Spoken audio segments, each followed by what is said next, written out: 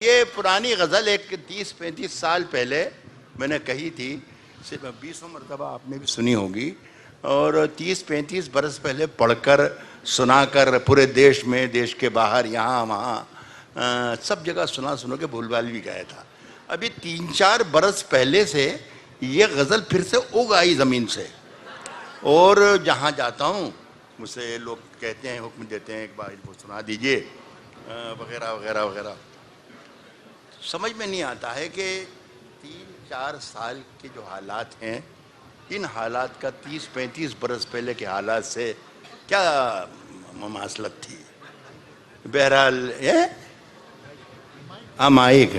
Mic पे पढ़ना है मुझे, माफ़ कर दीजिएगा।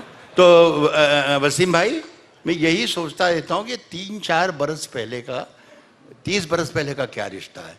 तो ये गज़ल आपकी सबकी सुनी हुई होगी, लेकिन शम्स भाई चूँकि इस मुशायरे के ज़िम्मेदार हैं, नाज़िम भी हैं। मेरी नज़र में मुशायरे का जो नाज़िम होता है वो मुशायरे के सदर से भी बड़ी अहमियत का आदमी होता है, सारा निज़ाम उसके हाथ में होता है। तो मैं उसकी बात टाल नहीं सकता, मुझे बर्दाश्त कर लें। शायद एक 20-25 सेकंड का फ़र्क पड़ेगा इस मामले में, सामने जो घड़ी है इस मामले में, बाकी इंशाल्लाह उसी टाइम में हो गया काम मेरा। साहब अगर खिलाफ हैं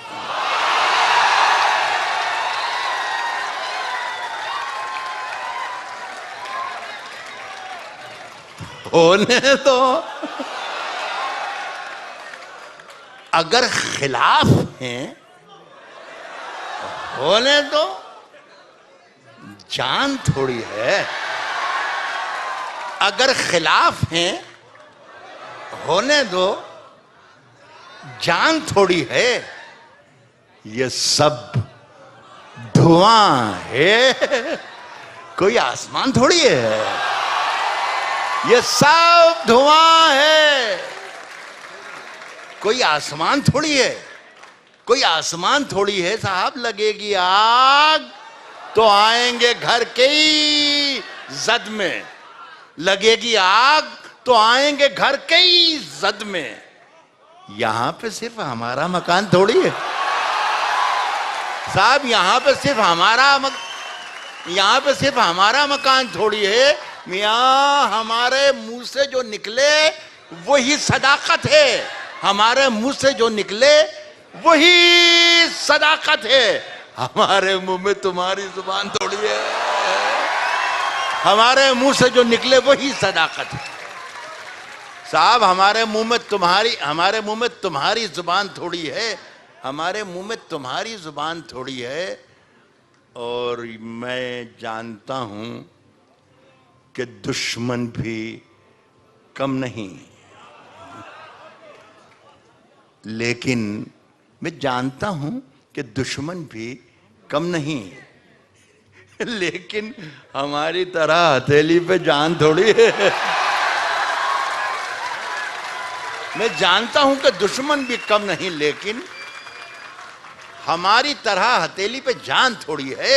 हमारी तरह हथेली पे जान थोड़ी है। और जो आज साहिब मसनद हैं,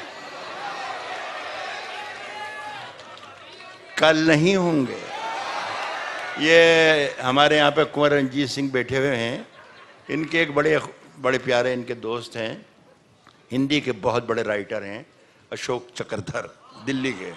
तो वो इसी तरीके से निज़ामत कर रहे थे एक मुशायरे की। हिंदी और उर्दू के राइटर थे, जिस तरीके से शम्स तबरेज़ साहब आज निज़ामत कर रहे हैं। तो जब मैंने ये मिसरा पढ़ा कि जो आज साहिब मसनद हैं कल नहीं होंगे, तो मैंने अशोक की तरफ देखा कि अशोक भाई, ये साहिब मसनद का मतलब हिंदी में क्या होता है, हिंदी में क्या कहते हैं, ज़रा बता दें ताकि सब लोग इंजॉय कर सकें। तो उन्होंने कहा कि सत्ताधीश। तो मैंने कहा फिर छोड़िए, वो साहिब मसनद ही ठीक है। तो वो आप उसे साहिब मसनद ही सुनिएगा और सुनिएगा। साहब, हमारी तरह हथेली पे जान थोड़ी है। हमारी तरह हथेली पे जान थोड़ी है। जो आज साहिब मसनद हैं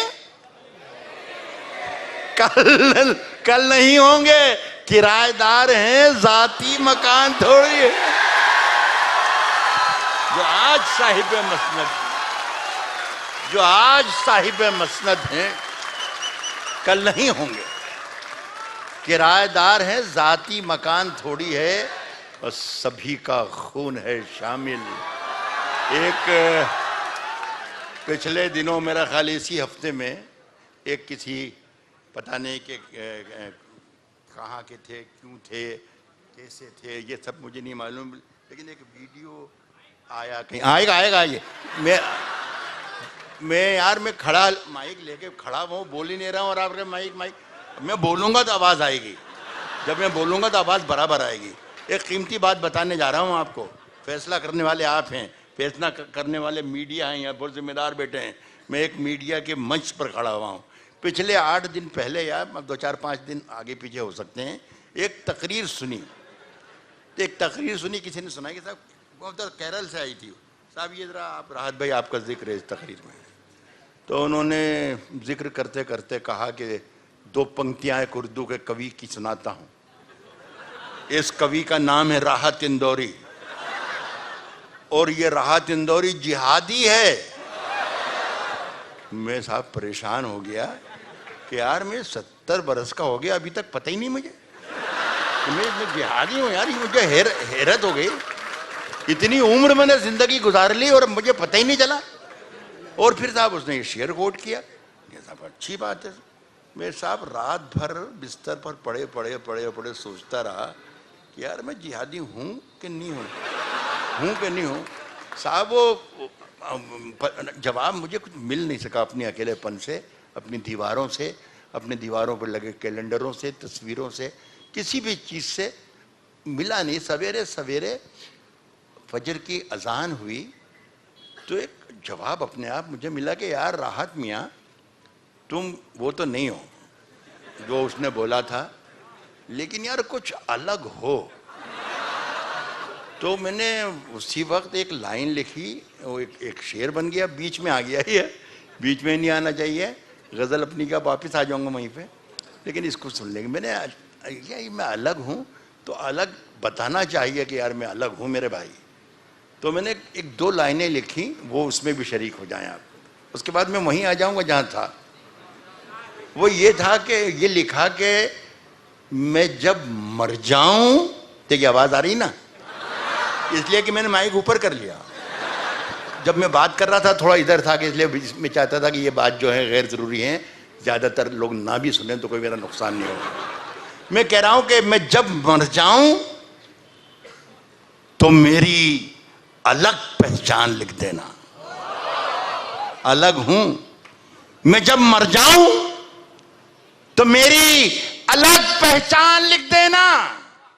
लहू से मेरी पेशानी पे हिंदुस्तान लिख देना। मैं जब मर जाऊं। बहुत शुक्रिया, बहुत शुक्रिया आपका, बहुत शुक्रिया, बहुत शुक्रिया। तो ये बहुत शुक्रिया आपका, बहुत शुक्रिया। मैं ये अर्ज कर रहा था कि मगर हमारी तरह हथेली पे जान थोड़ी है। कहता हूं कि सभी का खून है शामिल यहाँ की मिट्टी में। हिंदू, मुस्लिम, सिख, ईसाई, जितनी कौमें, जितनी ज़ुबानें, जितने धर्म, जितनी बरादरियाँ यहाँ बसती हैं, जिन्होंने हिंदुस्तान को आज़ाद करने में अपनी जानें दे दी, उन सब का खून यहाँ शामिल है। ये किसी मुसलमान का शेर नहीं है जो मैं सुना रहा हूँ। बहुत से लोग कहते हैं ये राहत इंदौरी का शेर है, किसी मुसलमान का अंदाज़। मैंने कहा बिल्कुल नहीं, ये मैं एक हिंदुस्तानी हूँ और हिंदुस्तानी की ज़ुबान बोल रहा हूँ। खुलासा फरमाया, कह रहा हूँ कि मगर हमारी तरह हथेली पे जान थोड़ी, हमारी तरह हथेली पे जान थोड़ी है, हमारी तरह हथेली पे जान थोड़ी है।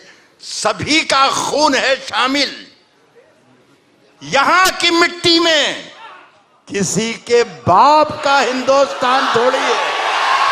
बहुत बहुत